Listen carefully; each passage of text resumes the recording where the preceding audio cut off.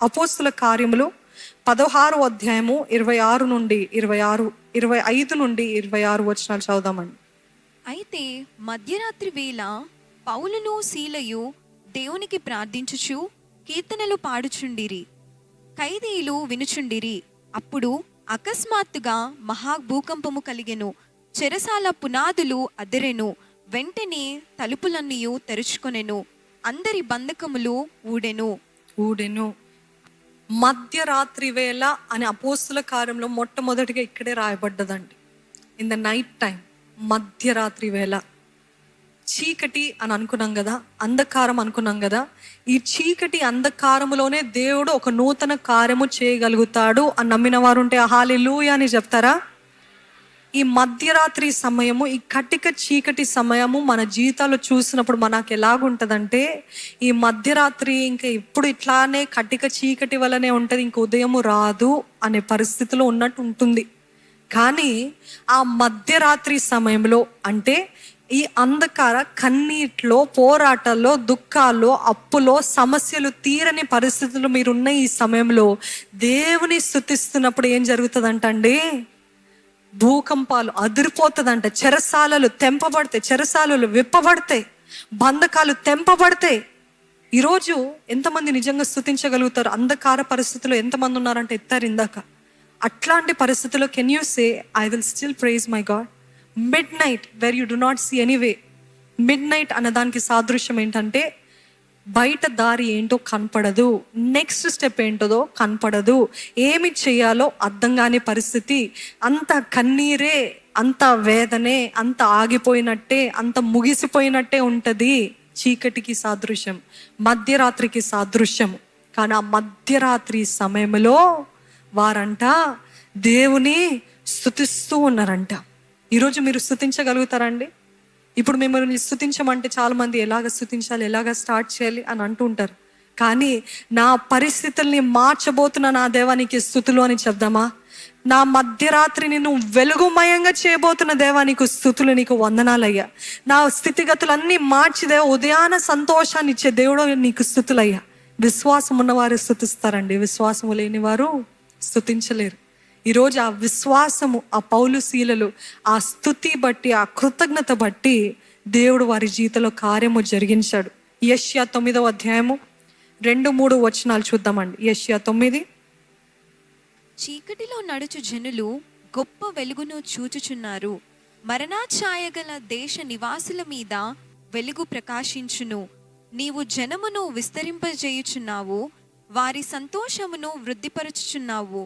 కోతకాలమున మనుషులు సంతోషించున్నట్లు, తోపుడు సొమ్ము పంచుకొని వారు సంతోషించున్నట్లు, వారు నీ సన్నిధిని సంతోషించుచున్నారు. ఇది పొందుకున్న వారు ఆమేనని చెప్తారండి? గట్టిగా చెప్తారా? చీకటిలో నడుచు జనులు గొప్ప వెలుగును చూచుచున్నారు. మరణ ఛాయ గల దేశ నివాసుల మీద వెలుగు ప్రకాశించును. నీవు జనమును విస్తరింపజేయుచున్నావు, వారు సంతోషము వృద్ధిపరచుచున్నావు. కోతకాలమున మనుషులు సంతోషించినట్లు, దోపుడు సొమ్ము పంచుకొని వారు సంతోషించినట్లు, వారు నీ సన్నిధిని సంతోషించుచున్నారు. నిశ్చయముగా దేవుడి వాగ్దానము ప్రతి ఒక్క అంధకార జీవితంలో ఈ వాగ్దానము నెరవేర్చబడును గాక యేసు నామములో, amen. Darkness of shame and isolation, అపరాధ భావము, నేను ఏకాంతంగా ఉంటాను అని ఆ అంధకారము వారిని కమ్ముకుంటుంది. మొదట్లో చెప్పినట్టు దేవునికి దూరం అయిపోయే పరిస్థితి. దేవునికి నేను విరుద్ధంగా పాపము చేస్తాను కాబట్టి నేను దేవునికి దూరం అయిపోతాను. కీర్తనలు 32:5 వచనం చూద్దామా? నా దోషమును కప్పుకొనక నీ ఎదుట నా పాపం ఒప్పుకుంటేని, యెహోవా సన్నిధిని నా అతిక్రమములు ఒప్పుకొందునని అనుకుంటుని, నీవు నా పాప దోషమును పరిహరించి ఉన్నావు. ఈ డార్క్నెస్ చాలా భయంకరమైనదండి. ఈరోజు ఇక్కడున్న వారు అందరూ ఏదో ఒక రోజు అనుభవించిన వారే అని నేను నమ్ముతున్నాను. అందుకనే మొదట్లో అడిగాను, ఎంతమందికి భయంకరమైన గత జీవితము, పాస్ట్ లైఫ్ ఉంది అని అన్నారు? మరొకసారి చేతులు ఎత్తుతారా? బాగా ఎత్తి చూపిస్తారా? దేవుడు నన్ను విడిపించాడన్న వారు ఉంటే అదే చేతులతోటి హల్లెలూయా చెప్తారా? ఆ అంధకార, ఆ గత జీవితము మన పాపాలు మనం చూసినట్లయితే మనకు ఎలాగ అనిపిస్తుంది తెలుసా? మీకు అనిపిస్తుందో లేదో నాకైతే తెలియదు, కానీ ఇట్లాంటి దానినైనా నన్ను కూడా దేవుడు ప్రేమించగలుగుతాడా? నా లోపాలు, నా బలహీనతలు ఎవ్వరికి తెలియదు, కానీ నా దేవుడు నన్ను ప్రేమించడం గాక ఇంతగా ఆశీర్వదిస్తాడా అనే ఆలోచన కలిగిందా? కలగాలి, కృతజ్ఞత ఉండాలి. అందుకని ఎప్పుడు ఎక్కడి నుండి ప్రారంభించామో మర్చిపోకూడదు. దేవుడు ఈరోజు హెచ్చించినంత మాత్రం పాతవి గతించను, సమస్తము నూతనమైందంటే మనం అనుకుంటాం ఇంకా అంత మర్చిపోవాలి. నో, మర్చిపోండి. ఏంటి?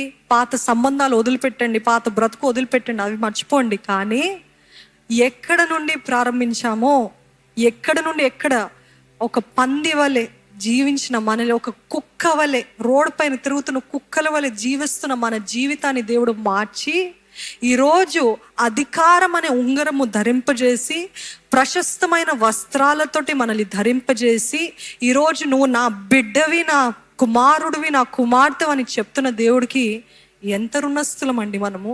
ఎంతగా కృతజ్ఞతాస్తుతులు చెల్లించాలి.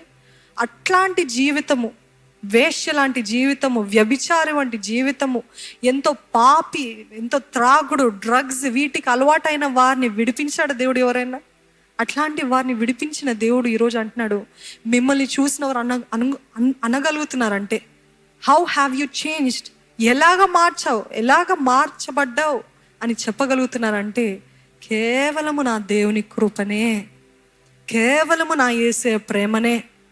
మన జీవితము, మన రహస్యాలు ఎవ్వరికి తెలియదు. Nobody knows your darkest, deepest secrets, but God knows it and he still loves you. Do you believe that?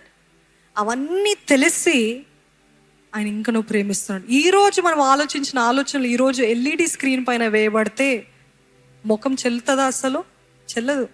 ఈరోజు, నిన్న, మొన్న అట్లాంటి పరిస్థితిలో దేవుడు దీర్ఘశాంతం కలిగిన దేవుడు. He's a long suffering God. ఎంత ప్రేమించే దేవుడు మనల్ని. నిజంగా ఆయన ప్రేమ గురించి మాట్లాడాలంటే మాటలు చాలవండి. Shame and isolation, darkness of shame, ఇంత పరిస్థితి నుండి నేను మరలా దేవుని దగ్గరికి రాగలుగుతానా? ఖచ్చితముగా, నిశ్చయముగా రాగలుగుతారు. నమ్ముతున్నారా? ఆయన రక్తము బట్టి, ఆయన నామం బట్టి. నేను 3 విషయాలు ఎప్పుడు చెప్తూ ఉంటానండి. యేసే నామము, యేసే రక్తము, యేసునందు విశ్వాసం బట్టి మనము నిశ్చయముగా నీతిమంతులుగా తీర్చబడ్డాము. ఆమేన్.